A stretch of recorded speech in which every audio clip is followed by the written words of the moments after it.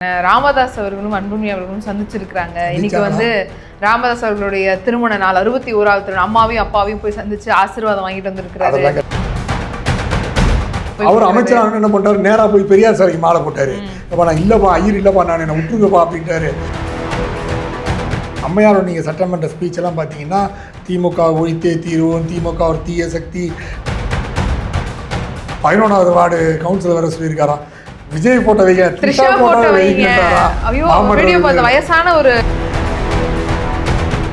அவங்களோட லாங்குவேஜ்ல விஜய் பேசியிருக்காரு. பட் அந்த குஜிலி மஸ்தெல்லாம் பண்ணாரு பாருங்க.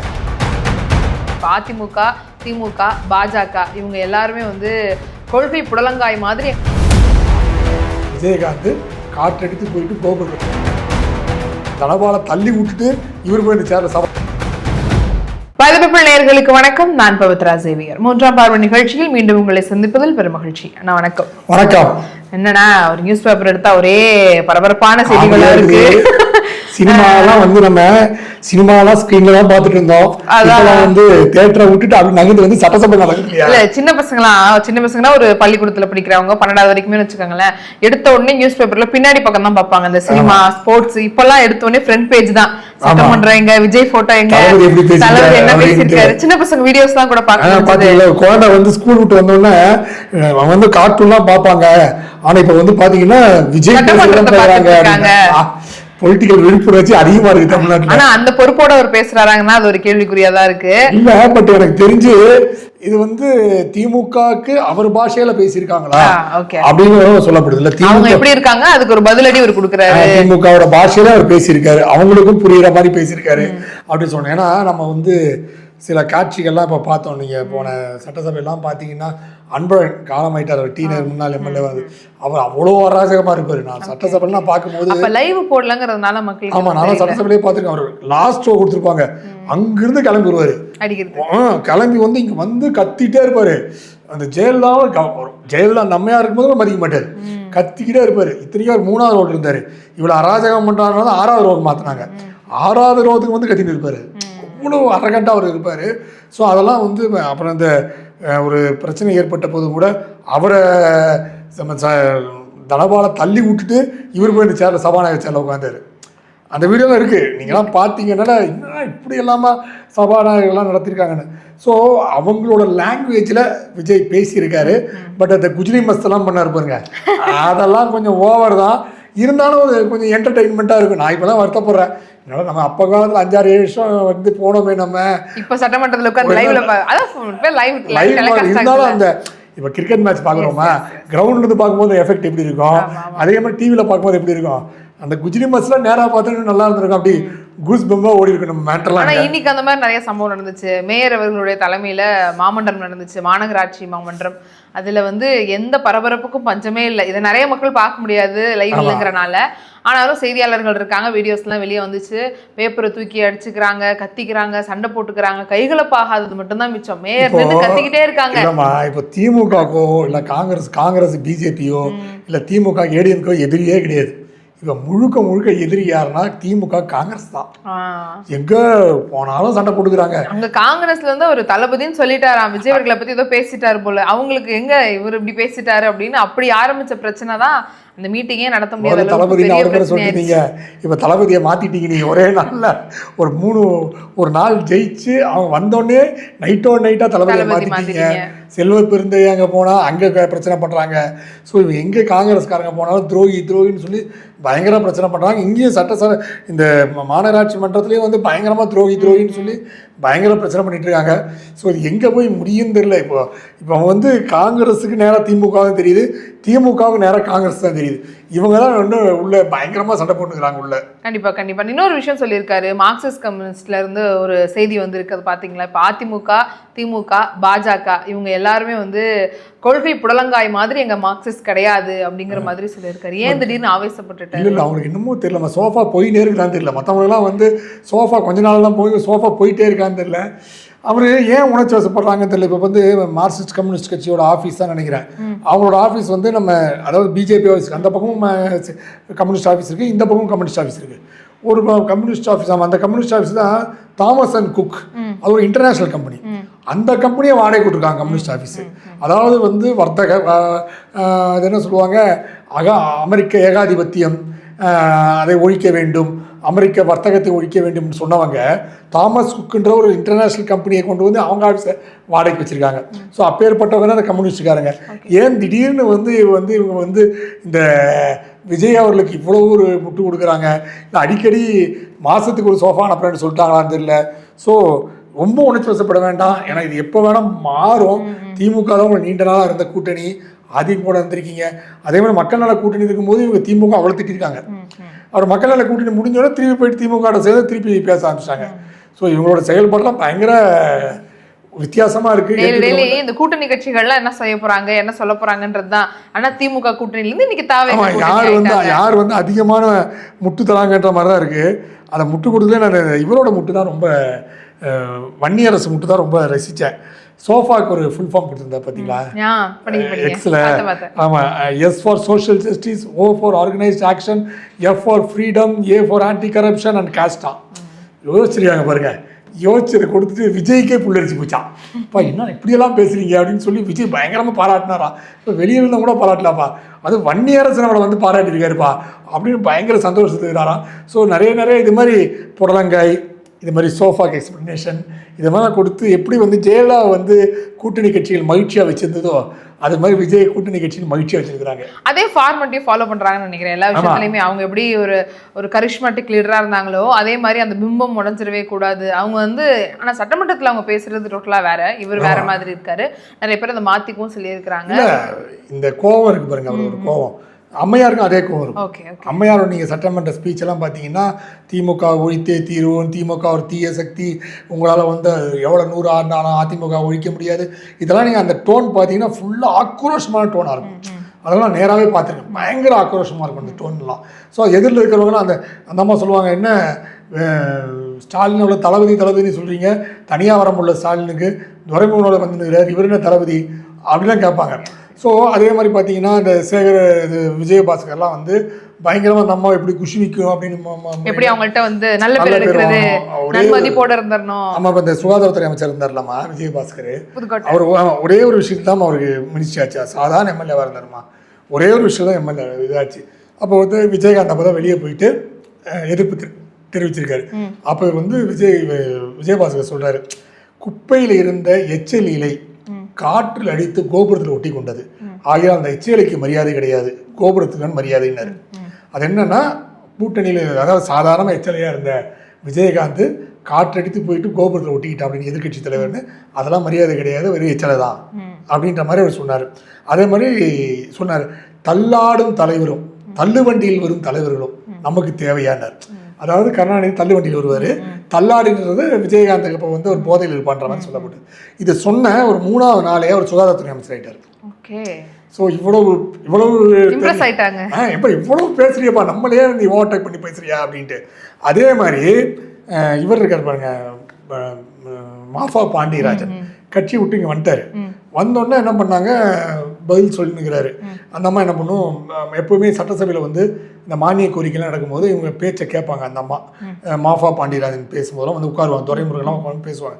மற்ற நேரம் ரூமில் இருப்பாங்க, ரூமில் வந்து அங்கே ஆடியோ இருக்கும், சட்டசபை நிகழ்வு நடக்கிட்டு இவங்களாம் பேசும்போது நேராக வராங்க. அது இல்லாமல் மினிஸ்டர் என்ன ரியாக்ட் பண்ணுறாங்கன்னு பார்ப்பாங்க. அப்போ வந்து மாஃபா பாண்டியன் வந்து சேர்ந்தோடனே அந்த அம்மா பேச்செல்லாம் கேட்கும். சில கேள்விகளுக்கு மாஃபா பாண்டியன் பதில் சொல்லிகிட்டே இருந்தார். திமுக டென்ஷன் ஆகிடுச்சு. ஒரு சாதாரண சட்டமன்ற உறுப்பினர் எப்படி பதில் சொல்ல முடியும், எம்எல்ஏ தானே இது, மினிஸ்டர் தான் பதில் சொல்ல முடியும், அது எப்படி சாதாரண பதில் சொல்ல முடியும் சொல்லிட்டே இருந்தாங்க. 2 மினிஸ்டர் ஆகிட்டு அவ்வளோ அந்த அம்மா, நீயே கேட்டு நான் ஆக்குறேன் அப்படின்ட்டு. ஸோ அந்த அம்மாவோட அந்த மூடு அப்படியே விஜய் கொண்டு வந்து அவங்கள அப்படியே அதே ஆக்ஷனில் இருக்காங்க, அதே மாதிரி பண்ணுறாங்கன்ற மாதிரி அவங்க கொண்டு வந்துருக்காங்க. கண்டிப்பாக. இன்னொரு விஷயம் போயிட்டு இருக்கிறது வந்து அறநிலையத்துறை அமைச்சர் ரமேஷ் அவர்கள் நிறைய பேரை போய் சந்திக்கும் போதெல்லாம் ஒரு அன்பளிப்பு கொடுக்குறாரு. ஏற்கனவே வன்னியரசு அவர்களை வந்து பார்த்துருந்தாரு. அது வந்து ஒரு பெரிய வரலாற்று நிகழ்வு அப்படின்னு புகழப்பட்டுருச்சு. ஏன்னா இவங்க 2 பேரும் ஒரே இடத்துல பார்க்குறது அப்படின்னு நிறையா பார்த்தோம். இப்போ விஜய் அவர்களுடைய பிறந்த நாளுக்கும் அவர் கிஃப்ட் கொடுத்துருக்கிறாரு. இப்போ வந்து மாதா அவர்களுடைய புகைப்படம் கொடுத்துருக்கிறாரு. அதே மாதிரி ஈவே ராமசாமி பெரியார் அவர்களுடைய இதையும் கொடுத்துருக்கிறாரு. என்ன சொல்ல வர்றாரு அவர்? ஏதாவது சமிக்கை கொடுக்குறாரா? ஒரு சமிக்கையும் இல்லை. நான் பி டீம் இல்லை பிஜேபின்னு சொல்ல வர்றாரு. ஏன்னா என்னென்னா அவரோட செயல்பாடுகள் இப்போ வந்து அந்த கோயில் பிரச்சனைலாம் கொண்டு வந்தாங்கல்ல, அதெல்லாம் அவர் கொஞ்சம் பேசினார்ல. அப்போ என்ன சொல்லிட்டாங்க, ஓகோ இவர் வந்து பி டீம் அப்படின்னு சொன்னாங்க. அதே மாதிரி ஒரு அறநிலைத்துறை அமைச்சர் ஆகும்போது வீரமணி என்ன சொன்னார், பிராமணர்களை எப்படி கொண்டு வரலாம், அவர் கொண்டு வரக்கூடாது அப்படின்னு சொன்னால் எப்படி அழிக்கிறது, நான் இல்லை பிராமணன் கிடையாது அப்படின்னு சொல்லுவதற்கு ரமேஷ் ரொம்ப முயற்சி பண்றாரு. அதுக்காக தான் இந்த பெரியார் அவர் அமைச்சராக என்ன பண்றாரு, நேரா போய் பெரியார் சிலைக்கு மாலை போட்டாரு. அப்ப நான் இல்லப்பா ஐயர் இல்லப்பா நான் என்ன விட்டுருங்கப்பா அப்படின்ட்டாரு. அதுக்கப்புறம் அந்த அடையாளத்துல இருந்து என்ன வெளியே கொண்டு வாங்க அப்படிங்கிறாரு. நீங்க முத்திரை குத்திட்டீங்க, நான் அப்படி கிடையாது, நான் பி டீம் கிடையாது, நான் அது இப்போ வந்து இவர் பிராமணனே கிடையாது அப்படின்றப்பா நான் விட்டுருங்கப்பா. அதே மாதிரி என்னன்னா இப்போ வந்து எப்பவுமே அறநிலைத்துறை அமைச்சர்களோ இல்லை அந்த துறைவார அமைச்சர்களோ யாராவது ஒருத்தரை பார்த்து விஷ் பண்ண போகிறாங்கன்னா அது துறை சார்ந்த பொருளை தருவாங்க. இப்போ வந்தீங்கன்னா இவங்க போகிறாங்கன்னா தஞ்சை பெரிய கோயில் இல்லை நந்தி இல்லைன்னா பழனி கோயில் பஞ்சாமிரதம் இல்லை கிஃப்ட் அந்த கேலண்டர் அதெல்லாம் கொடுப்பாங்க. அதே மாதிரி வந்து உணவுத்துறை அமைச்சர் போகிறாங்கன்னா அந்த வித்தியாசமான நெல்கள்லாம் இருக்குல்ல, பயிர்கள் நெல்லுக்கு அது கொண்டு போய் கொடுப்பாங்க. அவர் மீன்வளத்துறை அமைச்சர் போகிறாங்கன்னா மீன் சம்மந்தப்பட்ட விஷயங்கள் அவங்களுக்கு மீன் கொண்டு கொடுப்பாங்க. ஸ்டாச்சு கூட அது மாதிரி கடல் சார்ந்த விஷயங்கள் கொடுப்பாங்க. அது மாதிரி சில கால்நடைத்துறை அமைச்சர் போகும்போது பால் அது மாதிரி வெண்ணெய் இதெல்லாம் கொண்டு போய் கொடுப்பாங்க. அவங்க துறை சார்ந்த விஷயத்தை வெளியே கொண்டு போவாங்க. இதை வந்து நாங்கள் பிரபலப்படுத்தணும் அப்படின்ற விஷயம் எங்களுடைய தரம் எப்படி இருக்குங்கிறத காட்டுற விதமாகவும் அதே மாதிரி மானிய கோரிக்கை நடக்குது பார்த்தீங்களா. மானிய கோரிக்கை நடக்கும்போது ஒவ்வொரு துறைக்கு மானிய கோரிக்கை நடக்கும்போதும் இப்போ வந்து அறநிலைத்துறை மானிய கோரிக்கை நடக்குதுன்னா அந்த 234 தொகுதி 234 எம்எல்ஏஸ் 234 எம்பிக்கும் அந்த சட்ட இது பயணி பிரசாதம் வரும். அதே மாதிரி இப்போ பத்திரிகையாளர் ஒரு 100 பேருக்கு பயணி பிரசாதம் வரும். இது வந்து கால்நடை நடக்கும்போது ஆவின் வந்துடும் பார்த்தீங்களா. இப்போ ஆவினோட ஸ்வீட் பாக்ஸ் இருக்கு பாருங்க, ஆவின் ஸ்வீட் பாக்ஸ் ஒரு 500 ஸ்வீட் பாக்ஸ் வந்து இறங்கும் எல்லாத்துக்கும், மினிஸ்ட்ருக்கு எம்எல்ஏஸ்க்கு எல்லாம் தர்ற மாதிரி. அதே மாதிரி இந்த உணவு இருக்கும்போது அந்த அரிசி இது போன்ற விஷயங்கள் நெற்பாருங்க இது மாதிரி வந்து கொடுப்பாங்க. அது ஒவ்வொரு மானிய கோரிக்கைக்கும் ஒவ்வொரு விஷயத்தை கொண்டு வந்து கொடுப்பாங்க. ஏன்னா அவங்க துறையை வந்து பிரபலப்படுத்த இவரையே சம்பந்தமே இல்லாமல் அவர் தான் விஜய் தான் எல்லா கோயிலுக்கு தான் போயிட்டுருக்காரு, மசூதிக்கு போயிருக்காரு. அவர் பண்ண ஏன் தரலாங்க, அவர் தன் அடையாளத்தை மறைப்பதற்காக இந்த வேலைலாம் பார்த்துட்ருக்காரு. பட் இருந்தாலும் சுவாரஸ்யமாக தான் இருக்கு இல்லையா. இன்னொரு விஷயம் பார்த்தோம், அந்த டெட்ரா பேக், அதாவது 90 ml டெட்ரா பேக் வந்து டாஸ்மாக்லேருந்து கொண்டு வர போகிறாங்க மதுப்பிரியர்களுடைய ஆசைக்காகவும், இன்னொன்று கள்ளச்சாராயத்தை தடுக்கிறதுக்காக இந்த ஒரு செயல்பாடுகள் அப்படின்னு. இது ரொம்ப நாளாவே இது ஒன்று போயிட்டே இருக்கு. ஏற்கனவே வந்து ஆட்சியும் இதை கொண்டு வருவாங்கன்னு சொல்லிட்டு இருந்தாங்க, செய்திகள்லாம் வந்துச்சு. இப்போ திரும்ப இவங்களும் ஆரம்பிக்கிறாங்க நாங்கள் கொண்டு வரோம் அப்படிங்கிறது. இது வந்து பலமா பலவீனமா அப்படிங்கிற ஒரு டாக்லேயே இருந்துட்டு இருக்குல்ல. ஏன்னா இது கள்ளச்சாராயத்தை ஒதுக்கிறதுக்காக இன்னொரு விஷயத்த கொண்டு வந்தால் இப்போ அதில் மார்க்கெட்டிங் ஸ்ட்ராட்டஜின்னு ஒன்று கொண்டு போவாங்க, அதை நிறையா விற்க வைப்பாங்க. இப்போ அதில் வந்து அளவு குறைஞ்சாலுமே அது ஒரு எண்ணிக்கை அதிகமாக இருக்கும், ஒன்று வாங்குறவங்க ஒரு 2-3 வாங்கிட்டு போயிடுவாங்க அப்படிங்கிற ஒரு விஷயமும் இருக்குது. இது வந்து ஒரு ஸ்ட்ராட்டஜி நினைக்கிறீங்களா? எனக்கு என்னமோ இது ஒரு நல்ல ஸ்ட்ராட்டஜியா. முத்துசாமி தான் அமைச்சராக இருந்தார் டாஸ்மாக் போன வாட்டி. அவர் சொன்ன ஒரு மிகப்பெரிய விஷயம் என்னென்னா, தொழிலாளர்கள்லாம் வந்து அந்த மதுவை அருந்திட்டு சொல்லும்போது உற்சாகமாக செல்கிறார்கள் அப்படின்னாரு. அப்போயே எல்லாம் ஓட்ட ஆரம்பிச்சிட்டாங்க. அப்புறம் என்ன சொன்னாங்க, டெட்ரா பேக் கொண்டு வர போகிறேன் அப்படின்னாரு. எதுக்குன்னா இல்லை வந்து எல்லாருக்கும் ஈஸியாக ஹேண்டில் பண்ணலாம், அதை பாட்டில்லாம் உடஞ்சிரும் இது பண்ணலான்னா அப்போ பயங்கர எதிர்ப்பு. எல்லா அதிமுகலேருந்து பாஜகலேருந்து எல்லாமே எதிர்ப்பு தெரிவித்தாங்க. தாவேகா பெரிய லெவல் இல்லை, இப்போ எதிர்ப்பு தெரிவிக்கிற இடத்துல இல்ல. இப்போ இது பண்ணியிருக்காங்க, ஆனால் எல்லாம் கம்முன்னு உட்காந்துருக்காங்க. ஒருவேளை அதிமுகவும் எதிர்ப்பு தெரிவிக்கல, பாஜகவும் தெரிவிக்கல, இவங்களும் அமைதியா இருக்காங்க. எல்லாம் வந்து அப்படியே வந்து உட்காந்துருக்காங்க. என்ன இது வந்து இதோட எதிர்வினை தெரியாமல் அவங்க என்ன சொல்றாங்கன்னா, ஒருத்தர் குவார்டர் குடிக்க போறான்னு வைங்களேன், அவன் இந்த நைட்டி குடிச்சானா அதோட திருப்தி அடைஞ்சிருவான், குவார்டர் குடிக்க போக மாட்டான். அதனால வந்து அதிகமாக மது விற்பனை குறையும் அப்படின்லாம் ஏதோ சொல்லிட்டு இருக்காங்க. வாயில் வர விஷயம்லாம் சொல்லிட்டு இருப்பாங்க. ஏன்னா பாண்டிச்சேரி பெங்களூர் போன்ற மாநிலங்கள்லாம் இது இருக்குதுமா, அதனால் ஓகேன்னு சொல்கிறாங்க. பட் இதுவும் இன்னும் இதை வந்து மதுப்பிரியர்களே அதிகமாகும். நீங்க பாத்தீங்கன்னா பகல்ல கூட எடுத்துட்டு போற ஜூஸ் வாங்கிட்டு போற மாதிரி போகும்போதெல்லாம் வாங்கிட்டு போயிடுறது, வேணும்னா பாக்கெட்ல போட்டு எடுத்துட்டு வந்துடுறது. இது ரொம்ப புழக்கம் அதிகமாகிறதுக்கான ஒரு வேலையா தான் இருக்கும் தான் நிறைய ஆரம்பிச்சுவாங்க. ஏற்கனவே ஸ்கூல்ல பசங்க எல்லாம் சாப்பிட்டு அந்த பஸ் ஸ்டாண்ட்ல எல்லாம் போதையில கீழே விழுந்து கிடக்கிறது, மாணவிகள்லாம் அவர் சாப்பிட்றாங்கன்னு ஒரு பிரச்சனை எல்லாம் இருக்கு. இதன் மூலமா அதிகமாக தான் ஆகாது. ஸோ ஏன் இது மாதிரி ஒரு விஷ பரீட்சையை கொண்டு வராங்க, நாங்கள் ஏதோ ஒரு பெரிய சீர்திருத்தம் கொண்டு வரேன்னு சொல்லிட்டு இதெல்லாம் பிரச்சனையாக தான் பார்க்கப்படுது இல்லையா, அதான் ஒரு பெரிய விஷயமா பார்க்கப்படுது. முக்கியமான ஒரு பிரேக்கிங் பார்த்தீங்களா, ராமதாஸ் அவர்களும் அன்புமணி அவர்களும் சந்திச்சிருக்கிறாங்க. இன்னைக்கு வந்து ராமதாஸ் அவர்களுடைய திருமண நாள், 61வது திருமணம், அம்மாவையும் அப்பாவையும் போய் சந்திச்சு ஆசீர்வாதம் வாங்கிட்டு வந்திருக்கிறாரு. அதெல்லாம் கரெக்டுங்க, அப்படின்லாம் தகவல்கள் அதெல்லாம் இல்லைன்னு சொல்ல. ஆனால் ஒரு விஷயம் தெரியுமில்ல, அவர் முதல் மனைவியோடு இருந்ததான் இவ்வளோ நாள் வந்து வெளியே தெரிந்தது. 2வது மணியோட மகாபலிபுரத்தில் ஒரு திருமணம் நடந்த ஃபோட்டோவை வெளியிட்டது யாரு அப்படின்னு பரபரப்பாக பேசும்போது இவர் தான் வெளியிட்டார். அன்புமணி தான் வெளியிட்டார். அதை வச்சு தான் அவர் குடும்பத்திலேயே அவர் கொஞ்சம் இமேஜ் உண்டான காரணமே இதுதான். அவர் ஒன்று தான் எல்லாருக்கும் அரசியல் பத்திரிகையாளர்களுக்கெல்லாம் தெரியும் 2வது மனைவி இருக்காங்க. பட் அது பெருசா இல்லை, பொதுமக்களுக்கு வெளிப்படையா உடைச்ச ஒரு விஷயம். அந்த இமேஜை குறைச்சதே இவர் தான், அன்புமணி தான் அந்த இமேஜையே குறைச்சாரு. இப்போ போயிட்டு வாழ்த்து சொல்லுவார் திருப்பி திருமண நாளுக்கு, திருப்பி அதே மாதிரி 2வது மணி ஒரு திருமண நாளுக்கு போய் வாழ்த்து சொல்லுவாரான்னு தெரியல. ஏன்னா அவங்களுக்கு ஒரு மகன் தானே. ஸோ ஒருவேளை இந்த எலெக்ஷன் பிரச்சனைகள், பட் இப்போ கொஞ்சம் இப்போ அவருக்கு கொஞ்சம் 2 பேருமே கொஞ்சம் இறங்கி வராங்கன்னு தோணுது. ஏன்னா ராமதாஸ் ஐயா அவர்களுமே ரொம்ப கடுமையான ஒரு கஷ்டத்துல ஒரு எதிர்ப்புல இருந்த மாதிரி இருந்துச்சு. பட் இப்போ எதுவுமே பேசுறது இல்லை, உடல்நிலையும் இதாகிட்டு இருக்கு. ஒரு 88 வயசு ஆகி போச்சு. பட் அவருக்கும் வந்து ஆனால் அவரோட மிகப்பெரிய தலைவருமா. அதை நீங்கள் வந்து அவரோட தைலாபுரம் தோட்டத்துக்கு போயிருந்தீங்கன்னா தெரியும், பயிற்சி வகுப்புகள் பல நடக்கும். அங்கே நீங்கள் போகும்போது வாரம் கிளாஸஸ் இருக்கும். பலருக்கும் வந்து அவர் இந்த பயிற்சி வகுப்பு மார்க்சிசம் பற்றி வகுப்புகள் எடுப்பார். ஈவேராவோட அந்த பெரியாரிசத்தை பற்றி கிளாஸ் எடுப்பார். ஸோ அங்கெல்லாம் வந்து அந்த தைலாபுரம்ன்றத ஒரு பயிற்சி பற்றையாக இருந்துச்சு. அதுக்கப்புறம் தான் கொஞ்சம் அந்த அதை விட்டு கொஞ்சம் வந்து பணம் என்ற விஷயத்திற்கு அவங்க வந்து மாறும்போது தான் அந்த கொள்கை அந்த விஷயத்தெல்லாம் கொஞ்சம் காட்டில் பறக்க விட்டாங்க. அந்த பயிற்சி வகுப்புகள், பயிற்சி பட்டறைகள், அது எல்லாமே கொஞ்சம் கொஞ்சமாக வெளியே போக ஆரம்பிச்சு, கொஞ்சம் கொஞ்சமாக அது மிஸ் ஆயிடுச்சு. திருப்பி அது போன்ற விஷயங்களை அன்புமணி நடத்தணும். அவர்களோட கொள்கைகள், அவரோட செயல்பாடுகள், ஒரு அரசியல் பயிற்சி வகுப்புகள், அது ஒரு 30 விஷயங்கள் இதெல்லாம் நடத்த ஆரம்பித்தா இன்னும் சிறப்பாக இருக்கும். பட் அது என்னன்னு நம்ம இன்னும் பார்க்கணும். நம்ம அது செயல்படுத்தினா இன்னும் சிறப்பாக இருக்கும். குடும்பம் ஒன்றான மகிழ்ச்சி எல்லாமே தான் சொன்னாங்க. இது மாதிரி குடும்பம் ஒன்றா இருந்து இருப்பது நமக்கும் மகிழ்ச்சியான விஷயம் தான். கண்டிப்பாக 3 இயக்குநர்கள் மாதிரி இன்னைக்கு கடைசியாக ஒரு இயக்குனர் வந்து கன்ஃபார்ம் ஆகியிருக்காரு ரஜினி அவர்களுடைய படத்துக்கு. ராஜ் கமல் ஃபிலிம்ஸ் வந்து ப்ரொடக்ஷன் பண்ணியிருக்கிறாங்க. ஏன் இங்கே இத்தனை இயக்குநர்கள் மாறிட்டே இருக்கிறாங்க அப்படின்னு ஒரு கேள்வி இருந்துகிட்டே இருந்துச்சு. இன்னைக்கு வந்து நாங்கள் படப்பிடிப்பு தொடங்குறோம், இனிமேல் மாற மாட்டோம், நான் தான் டைரக்டர் அப்படின்னு அஸ்வத் மாரிமுத்து வந்து சொல்லியிருக்கிறாரு. ரஜினி அவர்களுடைய ஸ்பீச் பார்த்தீங்களா? ஒரு 10 நிமிஷம் கிட்ட பேசியிருக்கிறாரு. இன்னும் அவர் வந்து சும்மா இருக்கும்போது இந்த மாதிரி விஷயத்துல ஏதாவது பேசி ட்ரெண்ட் ஆக்கி விட்டுருவாரு. என்ன சொல்லியிருக்காரு, நாகேஷ் பேசினாலே ப்ராப்ளம் தான், எனக்கும் பிரச்சனை, கேட்குறவங்களுக்கும் பிரச்சனை ஆரம்பிக்கும் போதே ப்ராப்ளம் தான் ஆரம்பிச்சு பார்த்தீங்கன்னா அவர் சொல்றாரு, இது மாதிரி வந்து 16ஆம் வயதில் வந்து நாகேஷ்க்கு அந்த ரோல் கொடுத்தாங்க, அந்த சப்பானி ரோலை, அதை கமலாவுக்கு வந்து மாற்றி கொடுத்தா விருதானார். அது எப்படி கொடுத்தாங்க இன்னும் புரியவே இல்லை. ஏன்னா அப்போவே எனக்கு தெரிஞ்சு எப்படியும் நாகேஷுக்கு 55 வயசு இருக்கும். அது மயில லவ் பண்ணுற கேரக்டர் அது எப்படி மாற்றினாரு பாரதி ராஜா இல்லை. ஸோ நமக்கு அது தெரியல. அதுக்கப்புறம் என்ன தான் கமலஹாசன் தான் என்ன ரெஃபர் பண்ணுறாரு, இவர் சொல்கிற மாதிரி நாகேஷ் ரெஃபர் பண்ணி தான் கமலஹாசன் உள்ளே வந்திருக்காரு. அப்புறம் அப்படி கமலஹாசன் ரெஃபர் பண்ணி இவர் உள்ளே வந்திருக்காரு அப்படின்னு மிகப்பெரிய விஷயம். மாறி ஒரு பெரிய புகழாரம் பாராட்டு விழா தான் நடந்து மாற்றி சொல்லிட்டுருக்காங்க. ஃபஸ்ட்டு நம்ம கேட்டது வந்து நம்ம இவர் தான், நம்ம ரவிக்குமார் அவர் தான் வந்தார். அதுக்கப்புறம் சில பல காரணங்களில் சுந்தர் சி வந்தார். அதுக்கப்புறம் வேண்டான்னு சொல்லிட்டு அப்புறம் 3வது சொன்ன அவரும் வேணான்ட்டு இவரை சொல்லியிருக்கோம். ஏன்னா இந்த படத்தோட வந்து அவ்வளோ பயங்கரமான ஸ்கிரிப்ட், சயின்டிஸ்ட் பற்றிலாம்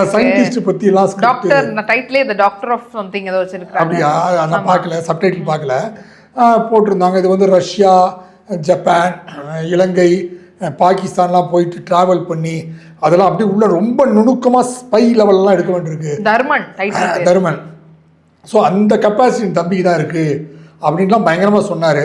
அப்புறம் தான் உங்களை கேட்டேன், தம்பி என்ன படம் எடுத்திருக்காரு, டிராகன்ற ஒரு மாபெரும் படம் எடுத்தார் அப்படின்னாப்புல. அவர் ஏதோ ஒரு சின்ன இதுக்குள்ள ஸ்டோரி சர்க்கிளில் முடிச்சிருக்காரு. இவர் எப்படி இன்டர்நேஷ்னல் ஸ்பை துரந்தர் லெவல்லாம் எடுக்கணும்னா ஒருவேளை இவங்க துரந்தர் டைரக்டரை கான்டாக்ட் பண்ணியிருக்கலாம். இவங்க சொன்ன அந்த கான்செப்ட் ஸ்கிரிப்டுக்கெல்லாம் டெக்னாலஜிஸு ஏன் இவங்க இப்படி வந்து பெரிய பணங்காய குருவி தள்ள வைக்க போகிறாங்களா அப்படிங்கிறது தான் கேள்வி. ஸோ அந்த படம் எப்படி வரப்போகுதுன்னு தெரியல. 4வது டைரக்டரு. இப்போ இந்த படம் எப்போ வருது, 173வது படம். இவருடைய ஏம் எனக்கு தெரிஞ்சு ரஜினிக்கு எப்படியோ 200 படம் நடிச்சிடலாம் பார்க்குறாரு போட்டுருக்கு.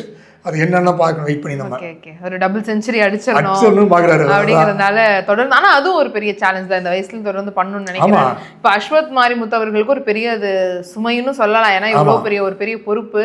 அவர் 4லேருந்து படப்பிடிப்பு தொடங்குது அப்படின்னு சொல்லி இருக்கிறாரு. எப்படி எடுக்க போறாங்க, பாகிஸ்தான் ரஷ்யாலாம் எப்படி போய் எடுக்க போறாங்க தெரியல, பார்க்க போறது தெரியும் நமக்கு இல்லை. ஏஐல பண்ணிடுவாங்களா எல்லாத்தையும் தெரியல. பர்த்டேவே ஏஐல தான் போயிட்டு இருக்கு அப்படிதான் சொல்றாங்க கடைசியா. அது ஏஐயா இல்லையா நமக்கு கண்டுபிடிக்கிற அளவுக்கு அவங்க 2 பேர் தான் சொல்லி அவங்க 2 பேரும் சொல்றாங்க. ஒருத்தர் டிகோட் பண்ண ஆரம்பிச்சிட்டாங்கன்னு. அதை இது காரணம் சட்ட கலர் இப்படி இருக்கு, இதுல வந்து பொட்டு வச்சிருக்காரு, இது வந்து சட்டமன்றத்துல இருந்த இமேஜ், அது ஒரு பக்கம் அவங்க கேப்ஷன் ஒரு பக்கம் போடுறாங்க, தனிப்பட்ட நபர்களுடைய பிரச்சனை. ஆனா நமக்கு வந்து ஏஐயா இல்லையாங்கிறது தான் நம்ம கேட்க வேண்டிய கேள்வி. இன்னைக்கு காரைக்குடியில வந்து 11வது வார்டு கவுன்சிலர் வர சொல்லியிருக்காராம். விஜய் போட்டோ வைங்க, த்ரிஷா போட்டோ வைங்க. ஐயோ வீடியோ பார்த்த வயசான ஒரு அவர் ரொம்ப சீரியஸா பேசுறாரு, தூண்டி விட்டு பேசுறா இருக்கலாம். ஆனா அவர் பேசும்போது த்ரிஷா போட்டோ வைங்க, வைக்கணும். மாமண்டத்துல வைக்கிற லெவலுக்கு கொண்டு வந்துட்டாங்க. இப்போ அது பிரச்சனையாகுமா இல்ல அடுத்து யாராச்சும் அது கண்டிப்பாங்களா என்னங்கிறத பொறுத்து இருந்தா பார்க்கலாம். இன்னும் என்னெல்லாம் நடக்க போகுதுன்னு தெரியல. வரும் நாட்கள்ல நடக்கிற நிறைய விஷயங்கள் பத்தி தொடர்ந்து பேசலாம். நீங்களும் நிறைய விஷயங்கள் தினசரி நடக்கக்கூடிய அரசியல் சம்பந்தப்பட்ட பல்வேறு விஷயங்கள் தெரிஞ்சுக்கணும் அப்படின்னா பை தி பீப்பிள் சப்ஸ்கிரைப் பண்ணுங்க. இந்த வீடியோ பிடிச்சிருக்கு அப்படின்னா லைக் பண்ணுங்க. தொடர்ந்து நிறைய வீடியோக்கள் பார்க்கணும் அப்படின்னா உங்களுடைய நண்பர்கள் மற்றும் உறவினர்களுக்கும் ஷேர் பண்ணி இந்த வீடியோவை சப்ஸ்கிரைப் பண்ணுங்க. மீண்டும் ஒரு வீடியோல உங்களை சந்திக்கிறோம். நன்றி, வணக்கம்.